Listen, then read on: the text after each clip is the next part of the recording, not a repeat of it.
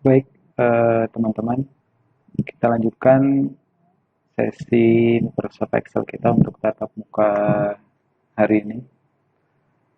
Kalau tadi kita sudah menggunakan fungsi if untuk if multi dan if and dan if or, untuk selanjutnya kita akan menggunakan fungsi logika dengan tabel referensi atau tabel bantu. Nanti juga sekaligus kita membuat bagaimana dari tabel tersebut kita akan membuat grafik dalam bentuk baik itu diagram batang maupun diagram berbentuk pie. Kita langsung saja menuju ke contohnya. Saya gunakan contoh yang sebelumnya sudah kita gunakan untuk fungsi if. Fungsi VLOOKUP dan HLOOKUP ini biasanya kita gunakan ketika kita berhadapan dengan permasalahan dengan jumlah data yang besar. Yang mungkin sudah tidak mungkin lagi kita menggunakan fungsi if. Contohnya misalnya kita mau mencari nama mahasiswa dalam sebuah tabel. Sementara di tabel tersebut hanya ada nomor induk mahasiswanya. Misalnya kita ada 1000 mahasiswa. Sementara kita punya tabel yang lain, di mana tabel tersebut ada NIM dan ada nama mahasiswa. Nah, tidak mungkin kita menggunakan fungsi if. Ada berapa ratus fungsi if yang akan kita gunakan dan itu tidak efektif. Untuk efektifnya kita bisa menggunakan fungsi tabel bantu atau fungsi referensi, tabel referensi dari VLOOKUP dan HLOOKUP. Yang pertama yang perlu kita bedakan dari VLOOKUP dan HLOOKUP ini, kalau untuk fungsi VLOOKUP kita gunakan ketika tabel bantu, ini disebut dengan tabel bantu, ini juga tabel bantu, ketika datanya berbentuk vertikal, yaitu isi datanya dari atas ke bawah, seperti ini. Nah, ini kita akan menggunakan fungsi VLOOKUP nantinya. Berbeda ketika tabel bantunya, ini ada tabel bantunya, berbentuk horizontal, yaitu datanya menyamping dari kiri ke kanan. Nah, ini tabel nilainya 0, 1, 7, 6, dan seterusnya, ini ke samping. Nah, ini berbentuk horizontal, kita akan menggunakan fungsi HLOOKUP. Jadi yang membedakan VLOOKUP dan HLOOKUP adalah tabel bantunya atau tabel referensinya. Kalau tabel referensinya berbentuk vertikal datanya, dari atas ke bawah, maka kita gunakan VLOOKUP. Tapi jika tabel bantunya datanya menyamping, maka kita gunakan fungsi HLOOKUP. Setelah itu, kita harus perhatikan juga bahwa tabel data induk atau tabel referensi ini harus kita sortir terlebih dahulu, itu mulai dari yang terkecil atau kalau datanya berbentuk angka, itu dari yang terkecil ke yang terbesar. Tapi jika datanya nanti berbentuk teks, maka dari A ke Z. Dalam hal ini nilai yang akan kita cari ini kan berbentuk angka. Ini harus kita urutkan dulu dari terbesar ke terkecil. Kemudian nanti juga tabel bantu ini harus kita buat absolut. Jadi kita harus gunakan F4 pada keyboard untuk membuat tabel tersebut absolut. Sebelumnya kita sudah pelajari. Jadi untuk membuat absolut nanti harus diapit oleh tanda dolar. Nah, untuk membuat tanda dolar tersebut kita gunakan F4 pada keyboard. Kemudian juga untuk permudah penulisan rumus, data induk ini kita bisa berikan nama atau header. Nah, ini ada nilai dan huruf, Tapi nanti di perumusnya, ini header ini tidak perlu kita masukkan ke dalam rumus. Langsung saja kita mulai. Baik, langkah pertama dari menggunakan VLOOKUP atau HLOOKUP ini adalah kita diharuskan untuk mensortir terlebih dahulu datanya. Nah, ini masih besar ke kecil ya, tabel bantunya. Nah, tabel bantunya ini kita blok dulu.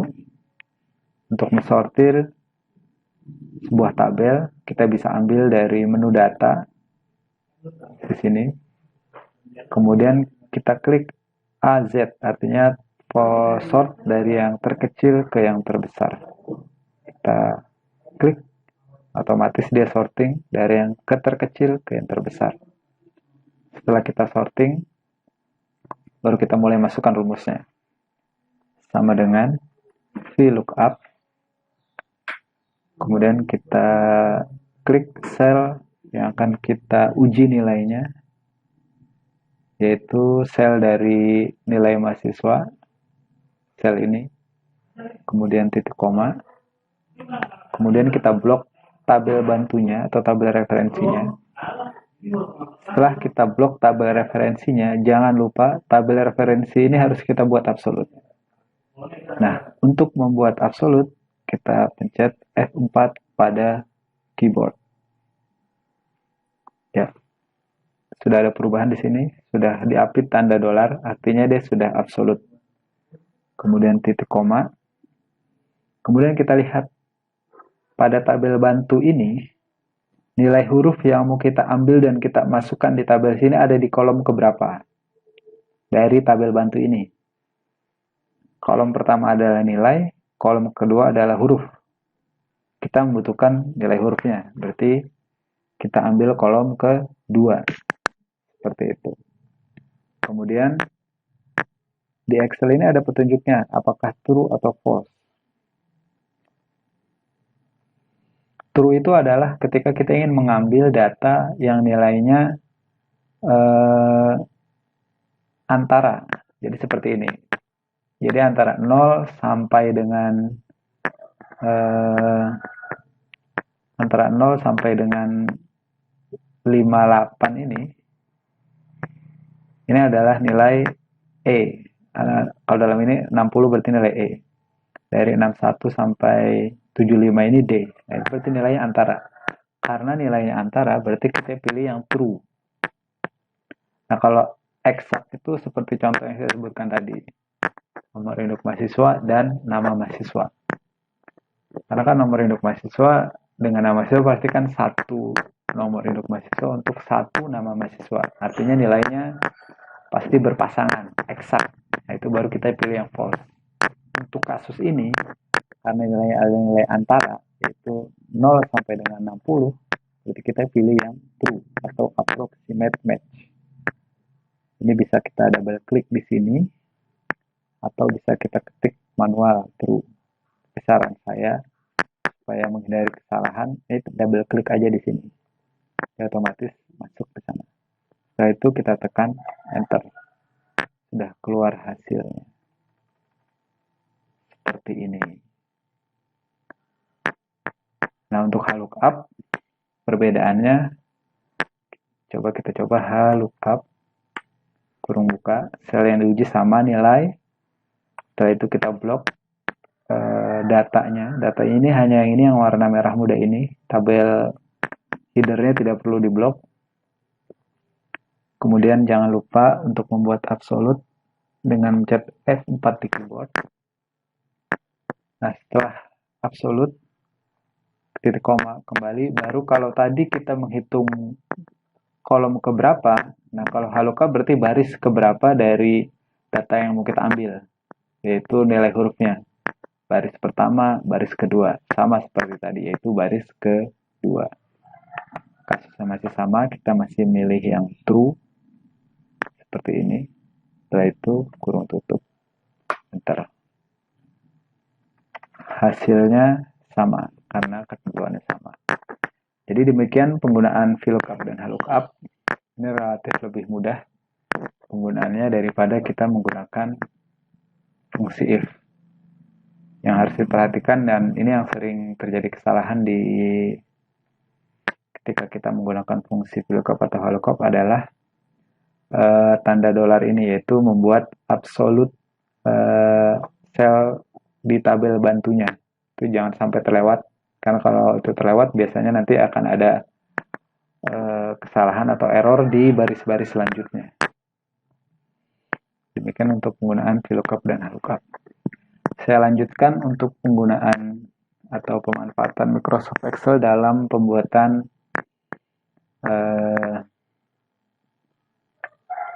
grafik atau tabel. Jadi misalnya ini biasanya akan bermanfaat ketika teman-teman nanti menuliskan KTA, kemudian di KTA tersebut ada tabel, dan biasanya supaya tidak monoton, pembimbing atau penguji nanti minta tabel itu tidak hanya disajikan dalam bentuk tabel, tapi coba disajikan dalam bentuk grafik. Untuk membuat grafik, caranya sangat gampang. Tinggal kita blok. Misalnya kita akan membuat grafik nilai mahasiswa. Seperti ini. Ini tinggal kita blok nama sama nilainya saja. Kemudian, kita klik menu insert di menu Microsoft Excel. Ini ada satu menu yang namanya chart. Nah, chart ini atau grafik.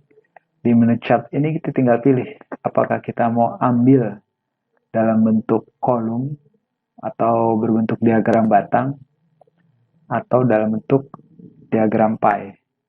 Saran saya, diagram batang ini biasanya ketika kita akan menampilkan data dalam bentuk time series atau angka. Nah, diagram pie ini biasanya kita gunakan ketika kita ingin membuat grafik dari tabel yang berbentuk persentase. Walaupun sebenarnya bisa juga yang berbentuk time series atau data angka. Tapi lebih bagus dan lebih tepatnya untuk yang seperti ini adalah diagram batang. Coba kita klik yang panah kecil di sampingnya. Ini ada berbagai macam diagram batang yang berbentuk 2 dimensi, vertikal, ada yang berbentuk 3 dimensi, ada yang berbentuk horizontal 2 dimensi atau 3 dimensi horizontal. Saya coba contoh yang satu ini. Ya, seperti ini. Nah, ini sudah selesai. Nah, nanti kalau teman-teman butuh ini tampil tabel grafik ini tampil di Microsoft Word, ini tinggal kita klik kanan. Kita tinggal klik kanan, copy saja. Nanti kita tinggal buka Microsoft Word-nya. Nah, ini Microsoft Word. Di sini, tinggal kita copy. Selesai tabel kita.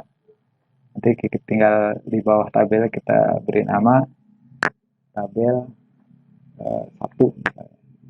Seperti itu penggunaan atau membuat tabel pada Microsoft Excel. Demikian tutorial kita untuk Microsoft Excel. Selamat belajar. Silakan dieksplor lebih dalam lagi. Teman-teman bisa mencari sumber yang lain. Banyak sumber dan tutorial di internet yang tersedia, tinggal di search saja di Google.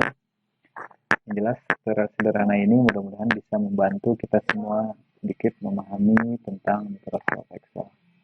Terima kasih. Assalamualaikum warahmatullahi wabarakatuh.